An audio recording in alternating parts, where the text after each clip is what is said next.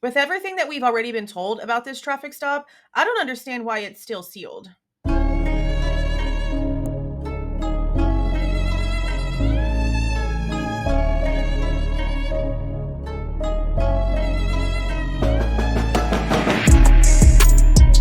Hey guys, this is Jules with True Crime Reactions. Disclaimer. Everything stated in this video is my opinion and my opinion only. And just like everything else in these cases we discuss here on this channel, everything is alleged. Okay, so in the Idaho 4 case, we've gotten 3 different times, well, I guess technically 4 different times, that Bryan Kohberger was pulled over in a traffic stop and there was body cam available. Now, we've seen 3 out of these 4. We've seen the 2 that happened on December 15th in Indiana that they still are not telling us the truth about how he was stopped. So, you know what? We're just not going to get into all that in this video. But then we also saw the one back in October whenever he was pulled over in the Pullman area over by WSU's campus. But he was also pulled over in Moscow back in August of 2022. And it's in the PCA. It's talked about. A Latell County Sheriff's officer pulled him over. We're being told he was by himself. We're being told that he was not stalking the victims. We're being told that there's no connection between Bryan Kohberger and the victims. We're being told there's no explanation for the lack of evidence in and around and on any of Bryan Kohberger's property when it comes to there being any evidence whatsoever of there being any sort of contact with the victims, whether it be evidence-wise, physical evidence, meaning blood, hair, skin, anything in the devices, anything on social media. There's nothing.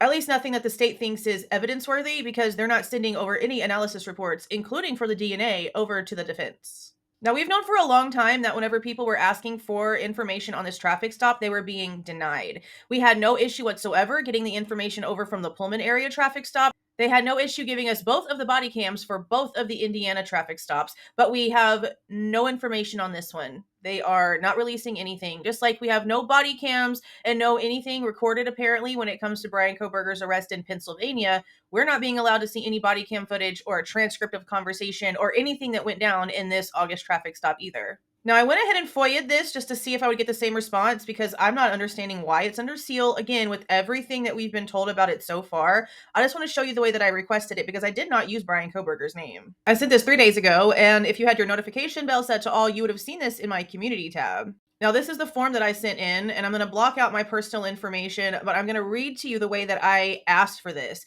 because I didn't use his name. I purposely did not use anything regarding King Road, Bryan Kohberger, or any of the victims, just to see what would happen. This is how I worded it.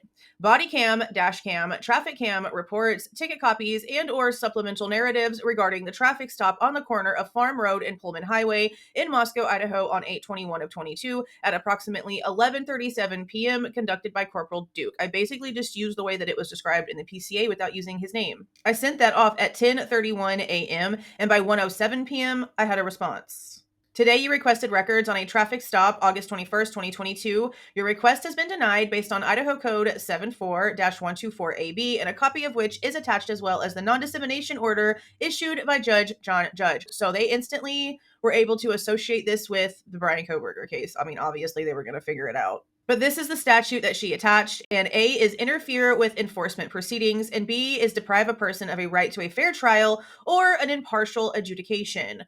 But why? I said, thank you for your quick response. I was just curious as to if it still fell under that rule, since the PCA states he was in the car himself. Thanks for your help. Now, I've pulled up Payne's version of the PCA on the Idaho Case of Interest site just so I can read you guys the paragraph where this all came from. Page 16. One of these occasions, on August 21st, 2022, the 8458 phone utilized cellular resources providing coverage to the King Road residents from approximately 10:34 p.m. to 11:35 p.m., so roughly an hour. At approximately 11:37 p.m., Kohberger was stopped by Latell County Sheriff Deputy Corporal Duke, as mentioned above. The 8458 phone was utilizing cellular resources consistent with the location of the traffic stop during this time, which is Farm Road and Pullman Highway. Look how far apart where he got pulled over is and where King Road is. And it put me right here. Okay. It put me right here in this intersection. And as you can see, it says Pullman Road right here. And then if you go down this right here, this perimeter drive turns into Farm Road right here as perimeter like circles off. So this is the intersection. Okay. Right here. Look how far it takes to get to 1122 King Road. Okay. Still not there. Okay, here's the University of Idaho right here. Okay, move some more. Here you see Sigma Chi. Okay, now we can go back in some. Let's try to keep this in here. Okay, here is Taylor Avenue all the way down here. Here is the intersection of Queen and King. Now let's just see how far apart these are. Let's use this Buffalo Wild Wings address. So according to this, it's a 6-minute drive.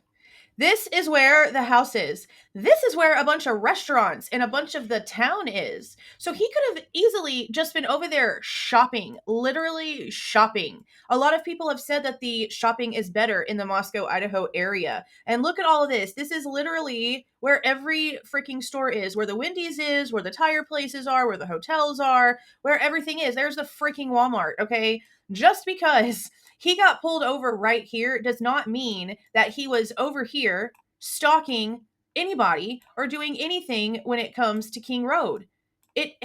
No. There's just no way. There's no correlation at all between him being right here at this intersection and this place all the way over here. There's just no way. So it makes even less sense to me reviewing how far apart these are and where it looks like he's staying on the highway, where he's shopping and doing whatever, compared to where the house actually is. You could literally be just minding your own damn business and pop up on any AT&T tower, any cell phone tower. It doesn't even matter. Because what else have we also learned as we've been trying to figure out all of this stuff when it comes to cell phone towers and how they work? That you could be going one direction, but if the tower going in the direction that you're going is too busy and your phone can't grasp onto it, it'll go backwards. It'll go in a direction that you're not going just because it needs to reach somewhere. That's why it's really not all that reliable. Not only that, but what are they trying to tell us when it comes to the white Hyundai Elantra? They're trying to tell us that the car technically took off down this way somewhere, down here. Okay, which is why they're trying to say that his phone did this weird, like, U-shaped thing when it comes to the PCA, right? That's what they're trying to tell us.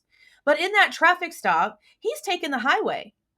He's taken the opposite direction of what they're claiming his car, which it's not. They have no actual proof that it's his car or that he's even in that vehicle. And there's no cell phone proof, according to the actual expert that's looked at the discovery and come out and spoken on the stand under oath. There's nothing there that puts Bryan Kohberger at the crime scene at the time of the crime, literally at all. They're basically claiming that because there's no camera footage going one way, even though there's no camera footage going the other way either, it has to be this other way because there's no footage the other way. That's literally how they're putting it in the PCA itself. Go back and read it. Better yet, here's a video of me reading it to you. Again, I only put the FOIA in because I was curious as to if it was still going to be sealed, if we were still going to not be able to get any information because of everything that we have been told so far. And it's been over 2 years of them basically taking everything that they gave us in the PCA and proving it completely false. And if not false, then completely irrelevant, has nothing to do with anything, is not connected in any way, shape, or form. And they've, again, proven that themselves. Now, I in no way claim to know everything that the state has, but they are not presenting anything to the defense, and the defense is making it known. And honestly, the way that the defense basically asks the question over to the state in these motions, the state, the way, the same way that Santa stood up and threw a whole toddler-sized Santa Claus elf fit whenever that presentation came out and the survey came out, and he stood up and he demanded that the information about Bryan Kohberger stalking the victims was false. Okay, false statements. He demanded that we understood that because he got up and he stood up and he yelled and he got cranky. Okay, the same way that he rebutted whenever the expert witness list was questioned, instead of just coming out with something that was gag order worthy. What did the state do? They blurted out all of these names for people that they were going to end up calling for expert witnesses, but then still admitted that there was nothing attached. No, this doesn't fall under the jurisdiction of an expert opinion, so it doesn't really matter that there's nothing attached. We don't have to give it to you because it's not technically an expert opinion. They're playing games. They're playing games with a man's life and with the justice of 4 innocent lives. Okay, this isn't just about trying to figure out if Bryan Kohberger is innocent or guilty. There is a lot going on here.